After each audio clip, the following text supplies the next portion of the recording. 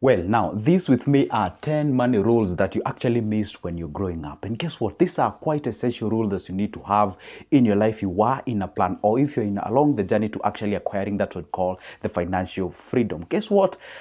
In less than 15 minutes, I'm going to name all of them, explain everything for you to understand. I know you've missed all these rules when you're growing up in all those number of years, all right?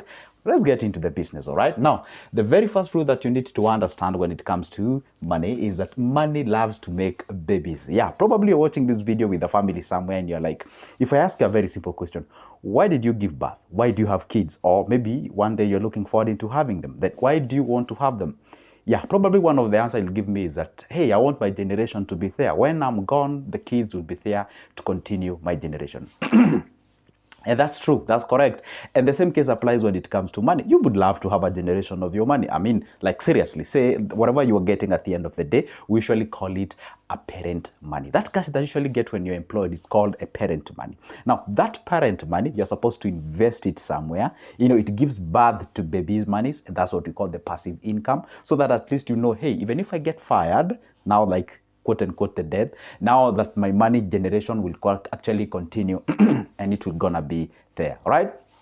That's what it means by money love to make babies. That is exactly what that description loves to make. Very simple. I ain't gonna complicate about that. How about we go to the next point? Fine. The next point is that enjoy your money along the way. Most of the time, hey, you listen to people say, sacrifice, do this, be disciplined, save as much as you can, do all those kind of things, blah, blah, blah, blah, blah, blah. I've never came across a video that is telling people, hey, guess what? Enjoy your money, life is short and all those kind of things. But remember one thing, there is a time to grow your money and there is a time to enjoy your money. One thing, let's appreciate the fact that this life is very short. You ain't gonna live in this world like the forever. Obviously, as you move along the way, I mean, get yourself like a good dress, not like a good trouser, a good shoe, not in a point to a point whereby you're affecting that what you've actually dedicated towards your savings. All right? No, the point is this, enjoy your money along the way. When I say enjoy your money, I don't mean like squandering or maybe just, gobbling all your money down your throat. No, that is not exactly what I mean. I mean, seriously, if you're out there and you're kind of blessed and you earn your money at the end of the month or day or the week, then you can try as much as you can. Try to enjoy your money along the way. Just have yourself like, a plan whereby, hey, this amount of money goes towards me having that, say, that coffee, maybe let's say once in a month or maybe twice in a month or something of sort.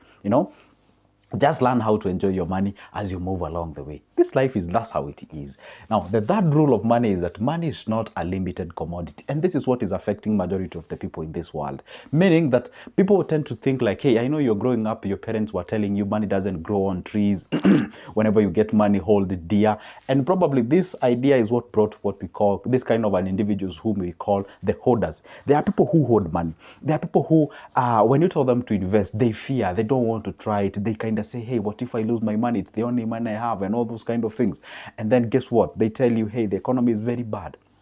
Money is not there and all those kind of things. And then maybe if you were to pick a different person from a different area and ask them the same question, they'll tell you, no, money is in plenty. Maybe probably what you're doing is not attracting more money towards your end. So one thing that I'll tell you today is that money is in plenty. Money is out there and it's actually, you can actually get and acquire this specific money. Or what you need to do is change slightly or how you're applying to get this money. So do not have what we call a limited scarcity mentality. All right. So money, it's not a limited commodity. It's actually out there. Number 4 is that always pay yourself first. All right. What do I mean by this particular point? You see, paying yourself, some people may define it as savings. Paying yourself, some people may say, hey, this is the money that I've set aside for me to enjoy myself because at the end of the day, I'm the biggest asset. Let's say you are out there, you are employed, all right? Let's say you are a doctor. And if you're a doctor, what's the biggest asset that you have that is making you money? That's you. All right. So then if it is you, then you have to make sure that at least you is safe, secured, healthy, and also be available to go ahead and work for that place so that you can get more money. It's like you having a car. Let's say this. Let's say you have a car. All right. That car is what that makes you money. Or let's say you just have a certain machine somewhere. That machine makes you money. Then you have to respect that machine. You have to make sure that you fuel that machine. You make sure that you grease that machine. Make sure that you service that machine and all those kind of things. Now, that's called what we call paying the machine. So you're the person, or you're the asset that is actually making money out there. So take care of your asset.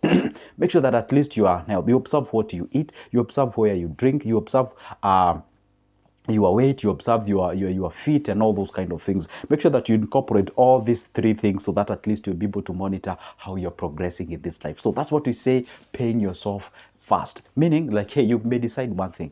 Out of the amount of money that I'm getting, I'm going to set aside 2,000 or 3,000. That is the money that I'm going to be using to pay myself, make myself happy, and also enjoy this life, so that at least I may be able to be out there available for the production that is aimed at making me money. All right? So pay yourself. That's an essential thing. Number 5, live below your means and invest the difference. This one actually I dedicated a whole video explaining this point. But in case you missed, hey, this is what it means. What we do is that there is no way in life you'll ever get what we call the surplus. What we do is that we create surplus out of what we have. And the only way we can do that is to sacrifice some of the things that we do. Say you are young, you are out there, even if you're old, and you have not yet achieved what you call the financial freedom, it is good to always sacrifice some things, okay? Let's say you earn 50,000, live below 50,000. Say you live 40,000. 10,000 is what they call the difference. And that's what we call the surplus. You take the surplus, invest it somewhere where it makes you the baby money. That's what we said at the very first point. And then that baby money is what now you can actually do whatever you do. Remember one thing, I always repeat this, and I'm going to repeat it for the millionth time. Always three things are classified into three in our lives. We have the good to have, the must to have, and what we call the nice to have. And the nice to have are aimed at being achieved when you invest your money. You get the passive. Take the passive, buy all those things that you love that are making you happy. But the very first thing they're supposed to do, focus on achieving what we call the must have things, and then move along the way. That is exactly how we progress in this life. All right, are we together? So the point is this: always live below your means. Always, when I say always, I mean like when you're creating, before you actually achieve the financial freedom. But once you achieve the financial freedom, of course, when you are making plenty of money, then obviously you can actually live quite a comfortable life. If you are young, you can actually live below your means, invest the difference. That's actually quite an amazing rule if you apply it. It actually works to a lot of people, and they do something amazing along their life. Now, the next point is that budget for every coin. No matter what you're going to budget or rather buy out there, make sure that you capture that specific thing. All right? What I mean is this, is that whenever you're going to purchase something, no matter how small it is, always love to capture it. Unless maybe it's quite an unreasonable amount of money, of which I don't think there is an unreasonable amount of money. At all the occasion, monitor how you're spending your money. All right? So the point is that whenever you go out there, you want to buy something, ask yourself, do I really need this thing? And again, what does my budget say? If your budget says then you can acquire it, then go ahead and acquire that specific commodity. But if your budget tells you and limits you from acquiring that thing, then again, don't achieve that thing. Because one thing that I've realized with people is that they go out there, and then maybe let's say they had planned to maybe take 3 bottles, and then in the process they realize they have taken 5, 6, 7, 10, 8, to a point whereby they have not only consumed their money, but they have not also gone home, meaning the financial life is affected to a point whereby even the social life has been affected. So it's always good to make sure that at least you have a budget of your cash. At all the occasion, make sure that, hey, you know what, this is the amount of money that I'm planning to use. This is what goes for my food. This is what goes for my rent. This is what goes for everything is actually captured out there. All right, we go to the next point, number 7. Have emergency fund. Obviously, as an adult, you know one thing: the most predictable thing about life, it's unpredictability. You can never predict what will happen. So the point is always good to have a liquid cash set somewhere, so that at least you can be able to handle for that problem. And I always tell people, emergency fund is not money used for investment. This is a money that you set aside solely in liquid form. All right, and it's money that you can access it as fast as you can whenever an emergency shows up. In savings and emergency funds are quite different. They may all fall under the same umbrella, but the point is this: saving, we do so for the purposes of what? of investing. But when it comes to emergency fund, it's quite a different amount of money. And also another thing is, another type of a fund we call is sinking fund. Sinking fund is a money that you set aside because you anticipate a certain thing to come, so that at least you can handle it. Number 8, do not put all your money in one basket. Whenever you are investing, always make sure that you diversify. Let's say you only have 200K, you are not sure what conventional business you want to start, but you want to invest this money as you think along what you're gonna invest in future. So the first thing is this: don't put all your money in one basket. Then, like, don't take all your money, put it in a circle. Don't take all your money, put in a money market fund. Don't take all your money, put in a treasury bills or bonds. It's always good to diversify. You are into stocks, you are into index fund, you are into shares, you are into money market fund, you are into circles. Just in case one thing happens on the other, then you're safe, or you have a soft landing on the other side. This one is quite an amazing thing. Let's say maybe you have like $1 million bob. You want to start yourself a very nice big grill, drinking joint, as well as the butchery and what have you, all right? And it's the only money you have. Obviously, it would be unwise to just take the whole amount of money, put it into there, and then I would prefer, like, you can just budget. If you have like $1 million, but plan for the 800 or 700. At least you have a soft landing of 300, just in case something happens along the way. All right. The other thing is that number 9, your circle actually defines your finance or your wealth. So whom you hang around with actually defines exactly what you're gonna achieve and how you're gonna achieve it. So always good that you accompany yourself with people who are called high achievers, people who are actually focusing in achieving the highest levels of their degrees in their life, rather than focusing on people who attract negative energies. They tell you how messy the situation is, we ain't gonna make it, and all those kind of things. And circle yourself with people who are actually on the same mission as you are. And the last one, but not the least, is that wealth is never a sprint. It's actually a marathon. Actually, there was a confusion of words there. It's actually, yeah, sure, wealth is marathon, not a sprint. Yeah, it was correct actually. Wealth is a marathon, not a what? Not a sprint, meaning it requires time. It's not, wealth is actually what we say, it's not an event. It's actually a process. It takes process. It takes time, all right, for you to actually accumulate it. And by the way, let me tell you one secret.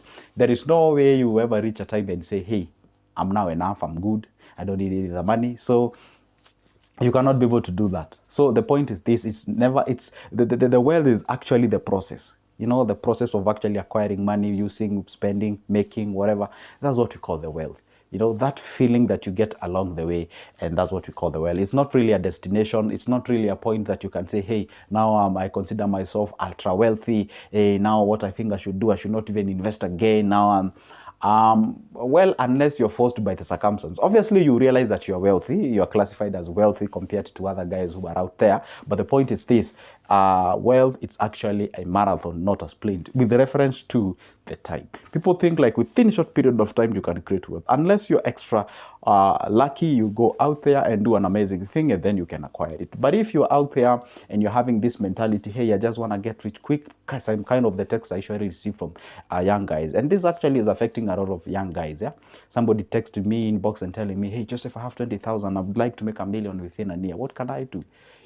Feeding that, or rather helping that individual, can really take a lot of time, because that person actually, they have a very wrong perception about creating wealth. It really takes time. Hey, guess what? That's the end of my video. And those are the 10 rules that you actually missed when you're growing up. And you know what? Did I promise it's easy? No, it's not easy. You have to try as much as you can, so that at least you do something about your life. All right? Guess what? You can always take a conversation with me. And how do you do exactly that? Down there on the description of this specific video, you can actually give me a call. I offer those services at a price of a coffee. I also have booklets about investments, just like what I have said. A copy goes for only $280. Grab that number, give me a call, then we can talk business. For now, it's a goodbye. See ya.